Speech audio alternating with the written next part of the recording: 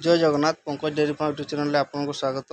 बहुत भाई कमेंट कले मोर चाप पटाटा केते नहीं भाई चाप पटाटा मो देखिपे गोधन मिल्किंग मिश्र मुझे ऑर्डर कर तो चाप पटाटा मोर 25,000 पड़ी 4,000 टका से कन्फर्मेशन कॉल पर रखती जे आगुआ से पेमेंट ने 4,000 टका देन आप बाकी जे रेस्ट पैसा रही तो सहीटा आप घरे जिते डेलीवरी हो से कैश सीओडी करें। तो मेसीन ठीक ठाक अच्छी किसी असुविधा ना ठीक ठाक चली।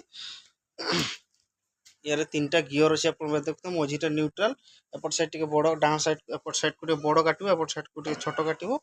तो मेसीन बहुत भाई कमेंट कले मेसीनटा केते नहीं कौन तो मेसीनटा आप देखिए गोधन मिल्किंग मेसीन ऑर्डर करछि। तो तार कन्वेयर बेल्ट अच्छी ठीक ठाक चली मेसीन 3 HP मोटर टे लगी। तो आपने बहुत जो कमेंट कले भाई मेसीनटा प्राइस केते कौन किस तो आपको 25,000 नहीं। जब वीडियोटा भल लगे लाइक करेंगे शेयर करेंगे। Thanks for watching.